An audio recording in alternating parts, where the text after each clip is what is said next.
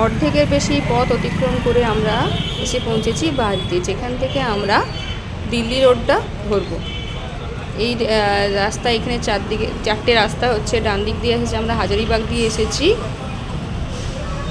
সোজা রাস্তাটা কলকাতা থেকে আসছে কোডারনা বাঁ দিক থেকে, আর এই যে সোজা রাস্তাটা চলে যাচ্ছে এটা হচ্ছে দিল্লি রোড। এই দিল্লি রোড ধরেই আমরা প্রয়াগরাজের পথে এগাবো।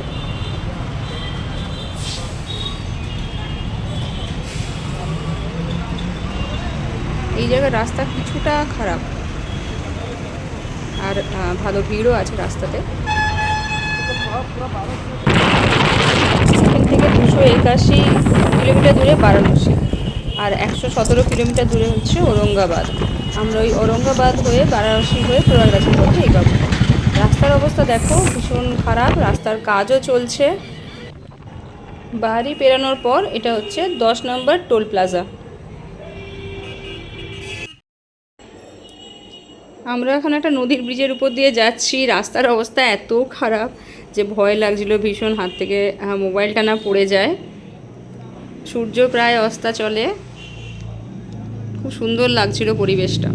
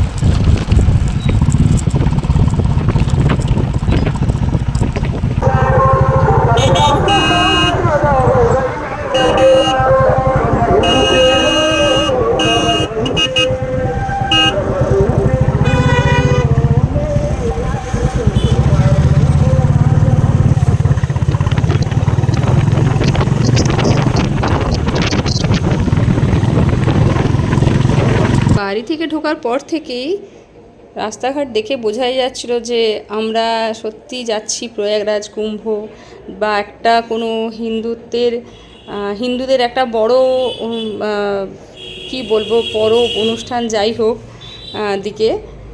দেখো কীরকমভাবে গাড়িটাকে তৈরি করেছে, মানুষের এত ভক্তি, শত কষ্ট করেও চলেছে কুম্ভ স্নানে।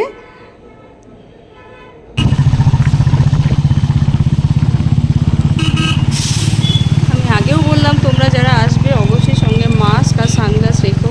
দেখতে পাচ্ছ পথে কত ধুলো, মাস্ক আর সানগ্লাস নিয়ে অবশ্যই আসবে তোমরা এলে।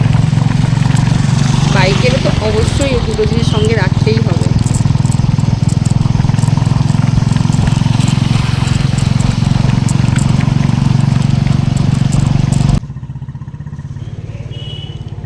এখান থেকে কিছুটা জ্যামে পড়ি, এদিকে সূর্য অস্ত চলে গেছে, জ্যামটা শুরু হয়েছে। আর জ্যাম কাটানোর জন্য আমরা বাইক নিয়ে সাইডে সরু পথ, উঁচু নিচু, যেটা কোনো রকমে বাইক যাওয়ার মতন, সেই পথ দিয়ে আমরা এগোচ্ছিলাম। ওখানকার মানুষজনই বলে দিচ্ছিল যে এই পথ দিয়ে এইভাবে বাইক যায়। আমরা প্রথমটা ভয় পেয়েছিলাম যে বাইক যাবে কি না, তো কোনো রকমে বাইকটা পার করানো গেছে, জ্যামটা আমরা পেরিয়ে আসতে পেরেছি।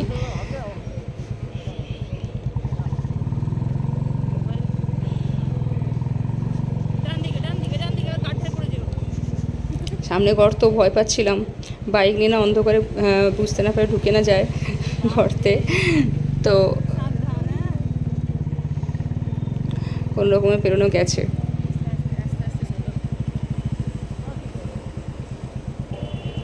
রাস্তার কাজ চলছিল, সেই কারণে মাটিও জড়ো করা ছিল, তার উপর দিয়েই বাইক নিয়ে পেরোতে হয়েছিল।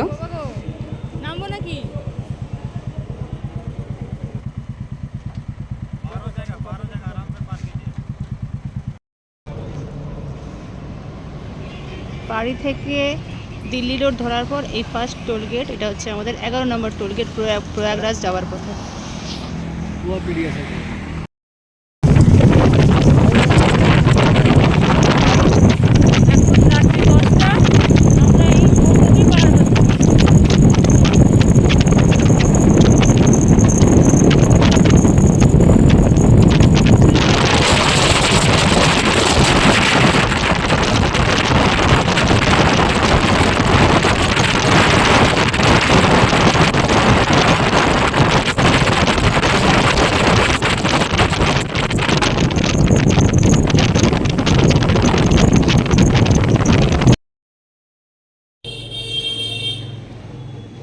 হলো আমাদের যাত্রাপথের 12 নম্বর toll plaza, Sasaram toll plaza.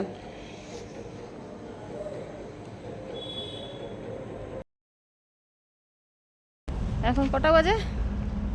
4:15। জাম দেখুন।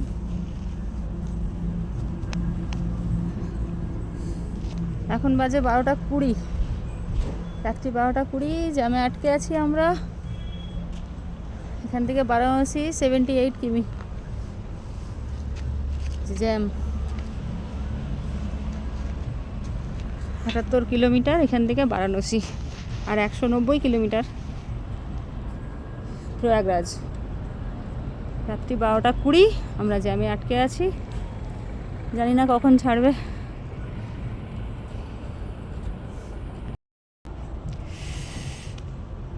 দূর থেকে দূর শুধু গাড়ি, আমাদের বাইকও বেরোতে পারেনি, দাঁড়িয়ে আছি রাস্তার ধারে।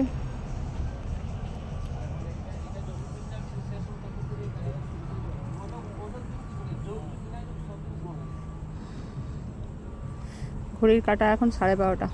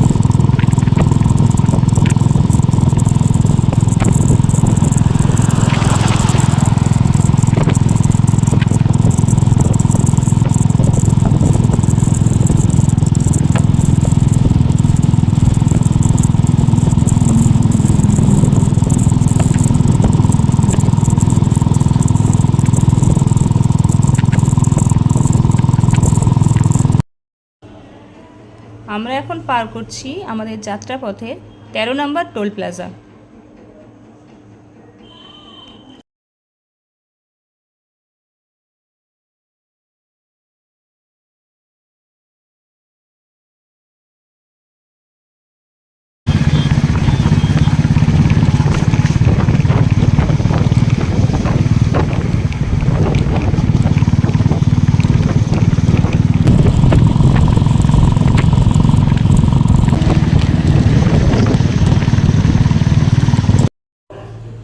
আমরা আমাদের যাত্রাপথে 14 নম্বর টোল প্লাজা পার করতে চলেছি।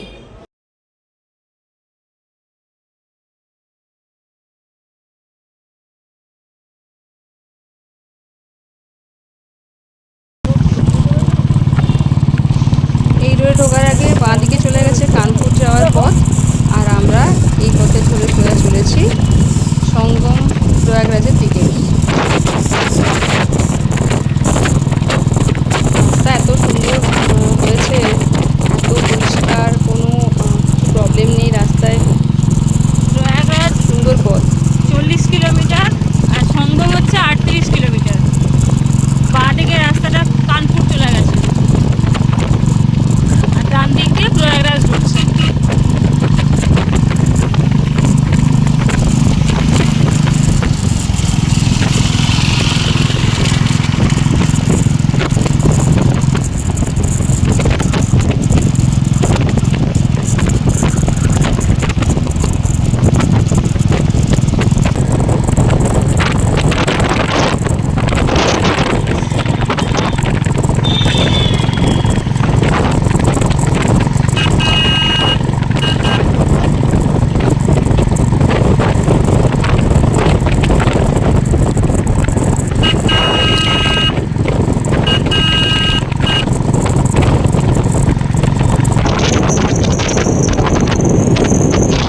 চলে যাচ্ছে সঙ্গম ছুসির দিকে।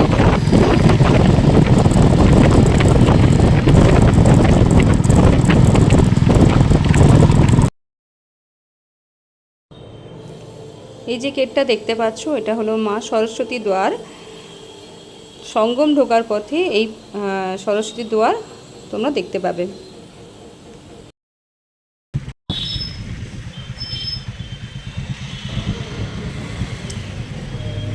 দীর্ঘ গাড়ির লাইন, অসংখ্য গাড়ি লাইনে দাঁড়িয়ে আছে, জ্যাম, প্রচণ্ড জ্যাম।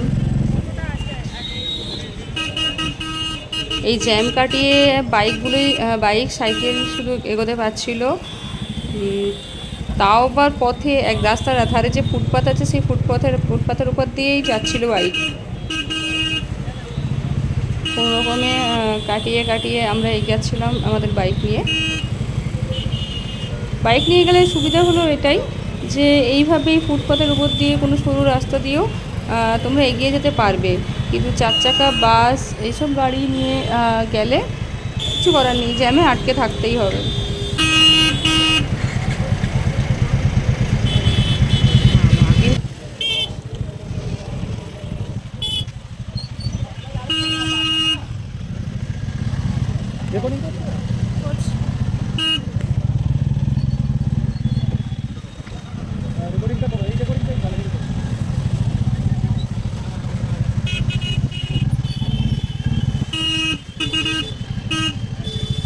প্রায় 10 কিলোমিটার আগে থেকে হবে লাইনটা, 8 থেকে 10 কিলোমিটার।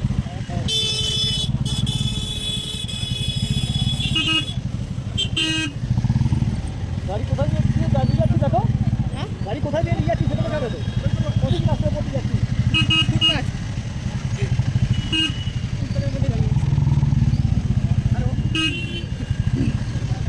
এক হাতে বাঁদিকে হাতে ব্যাগ ধরেছি ট্রেনে, আর একদিকে মোবাইল।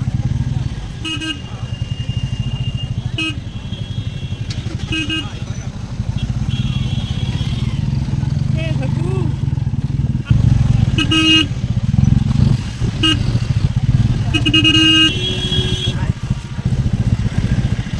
এ বাপ রে, আস্তে আস্তে আস্তে।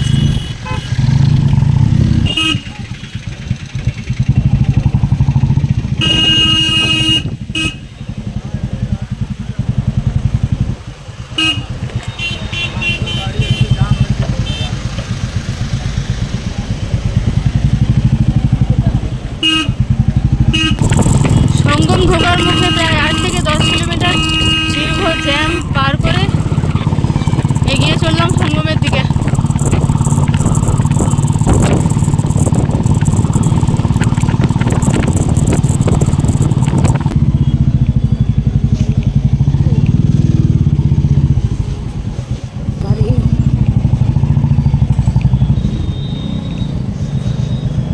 ফুটপাতের উপর দিয়ে বাইক।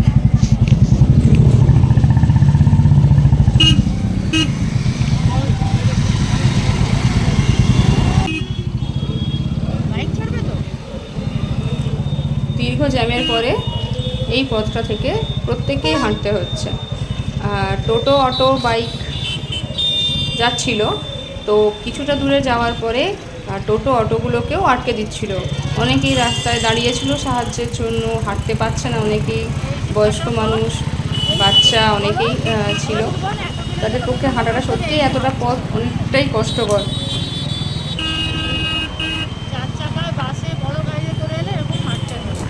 বাইক ভাড়াও পাওয়া যাচ্ছে ওখান থেকে, তোমরা চাইলে বাইক ভাড়া করতে পারো। টোটো, অটো ভাড়া পাচ্ছে, কিন্তু একটা দূরত্বের পর আর টোটো, অটো যাচ্ছিল না, শুধুমাত্র বাইকগুলোই যাচ্ছিল।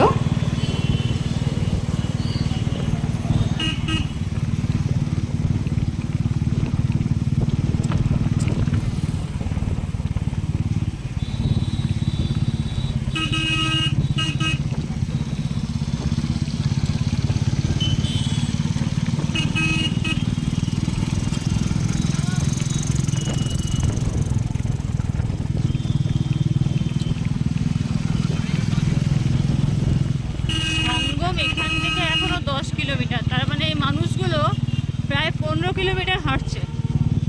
বলো কি গো?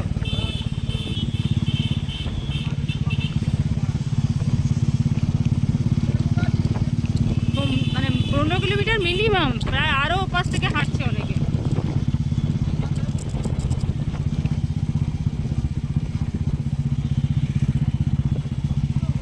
একমাত্র বাইক, সাইকেল এগুলোই ঢুকতে পেরেছে।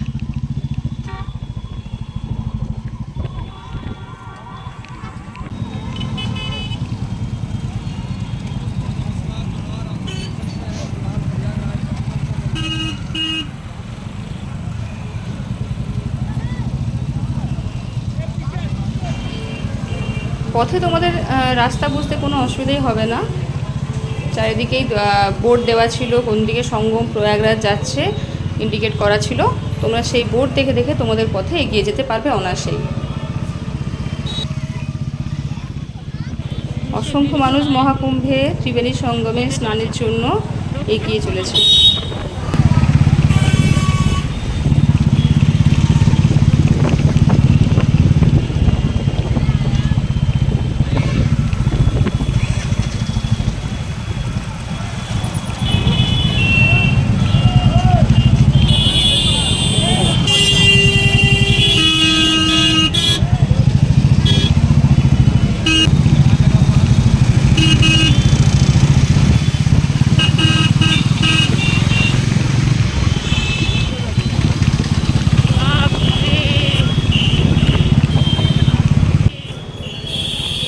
হাজার হাজার মানুষ হেঁটে চলেছে,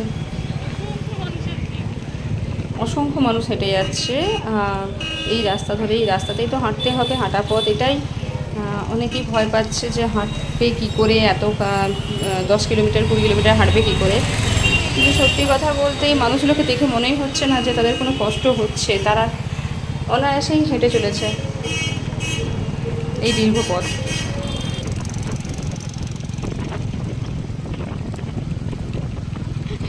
মনে হচ্ছে বাড়িতে আসার ডিসিশনটা ঠিক ছিল।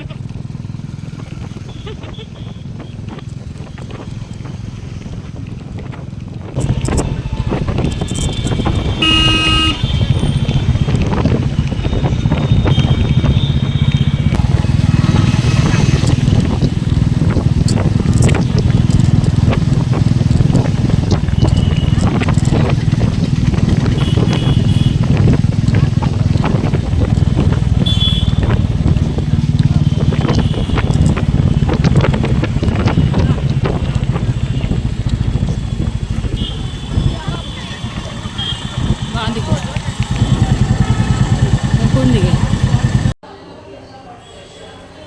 এই জায়গায় বাঁদিকে ওই বোর্ডে সেক্টরগুলো ভাগ করে দেওয়া আছে, কোন পথে গেলে কোন সেক্টর পাবে। বাঁদিকে যে পথটা চলে গেছে সেখানে 1 থেকে 4, 1, 2, 3, 4 সেক্টর। আর সোজা যে পথটা ধরে আমরা চলেছি সেখানে 5 থেকে 11 নম্বর সেক্টরগুলো পেয়ে যাবে। এই দেখো শেষ পর্যন্ত আমরা চলে এসেছি, প্রায় 900 কিলোমিটার পথ অতিক্রম করে মহাকুম্ভে, যেখানে গঙ্গা যমুনা মা সরস্বতী সঙ্গম স্থলে স্নান করতে অসংখ্য হাজার হাজার লক্ষ লক্ষ মানুষ এসে হাজির হয়েছে। আমরাও সেই স্থানে সেই পুণ্য স্নানের জন্য চলে এসেছি। স্নানের দিনগুলোতে এলে ভিড়টা অনেক বেশি। আমরা যেহেতু স্নানের দিনে আসিনি সেই কারণে আমরা অতটা ভিড় পাইনি।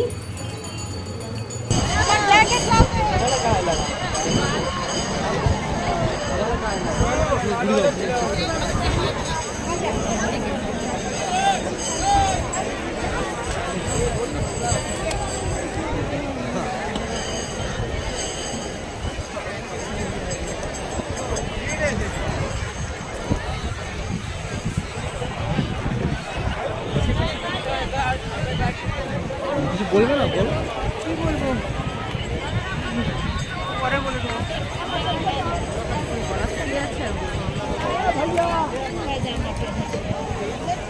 ওই চেঞ্জিং রুম এটা।